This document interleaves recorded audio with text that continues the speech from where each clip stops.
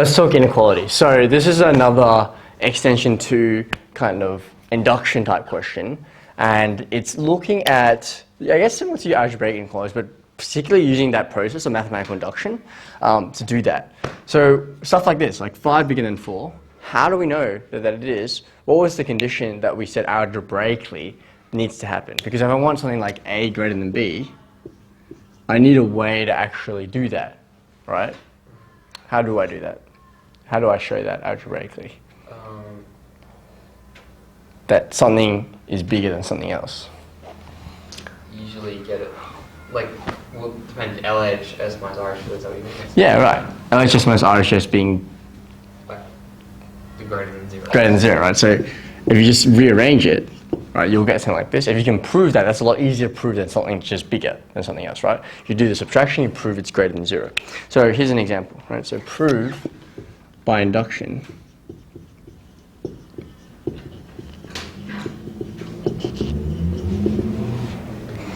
we've got 3 to the n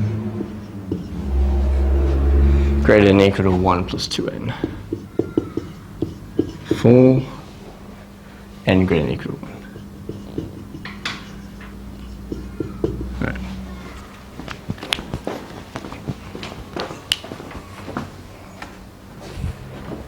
Close door again.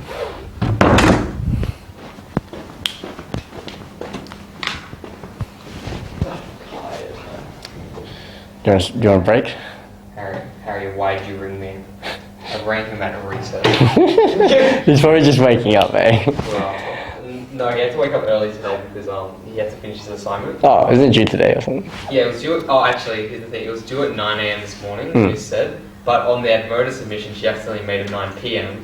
So her class is like, nah. Yeah. She's like, fine, whatever, I fucked up. Yeah. That's funny. So he's still doing it now, probably. I bet you, watch him, he woke up this morning, he did it, and then he realized that it was 9 p.m. and then he just gave, stopped doing it. Got mad at himself and then slept all day and now he's waking up to do it. Oh dear. Alright. So, good prediction. So how are we going to do this? Similar process, right? So, well, I mean, just like intuitively, why do you think this one might be bigger than this guy?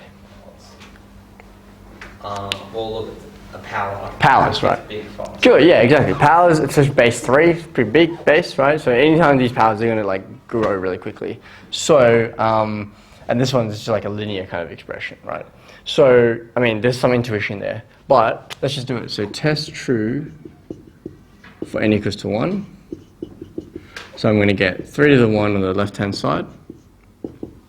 And on the right-hand side, I'm going to get 1 plus 2 times 1.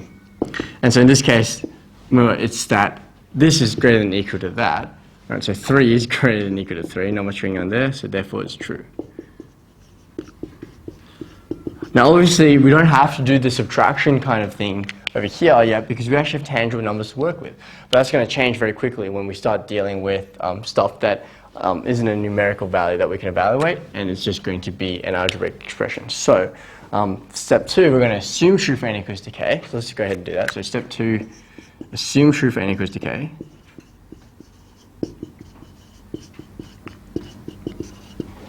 So 3 to the k greater than or equal to 1 plus 2k. Yeah.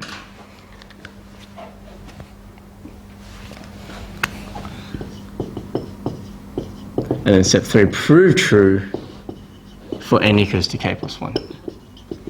Right. So I'll write out my statement first, and then we'll talk about what's the strategy involved. So our statement is going to be 3 to the k plus 1 is greater than or equal to 1 plus 2 outside of k plus 1. And we can do a bit of rearranging here as well.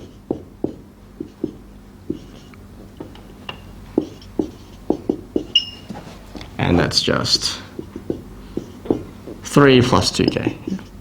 At this point, once we've got this, here's our pieces that we have. I have this, and I have this. But remember how I said the fact is we need a better way of proving something bigger than something else. It looks like this would be big. Again, this is powers, and this is working with a linear expression. But when I have something like this, it's much more clear that something is bigger than something if I can show that the subtractions is greater than 0. So I'm going to do that here. I'm going to take the LHS minus the RHS.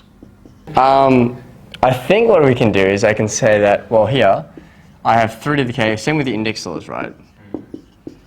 Now, you're asking, you saw the working out before, and you're saying, hang on, if I want to make a substitution here, it's not going to be very clearly, oh, this is equal to this. In fact, the substitution is this.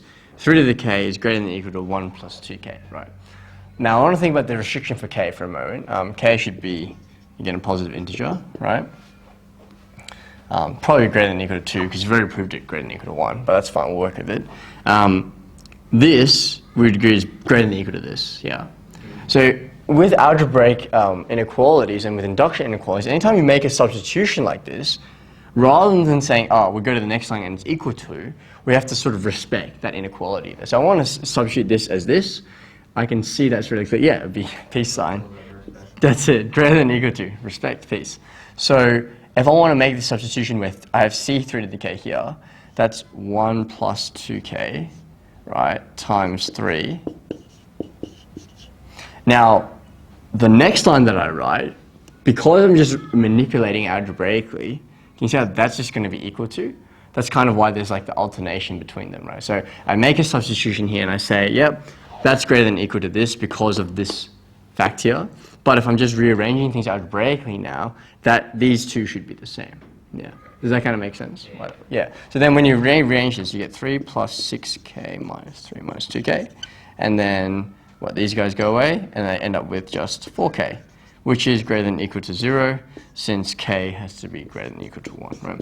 So I think the idea is that we work with the steps that we have. We know that I have this like piece here that I can use, and I have to go ahead and use some substitutions. Again, similar to before, but I just have to be careful with the signs that I'm using, that it actually makes like logical sense with that, yeah. Okay, cool, so that down for me. And then we'd finish it off as per usual.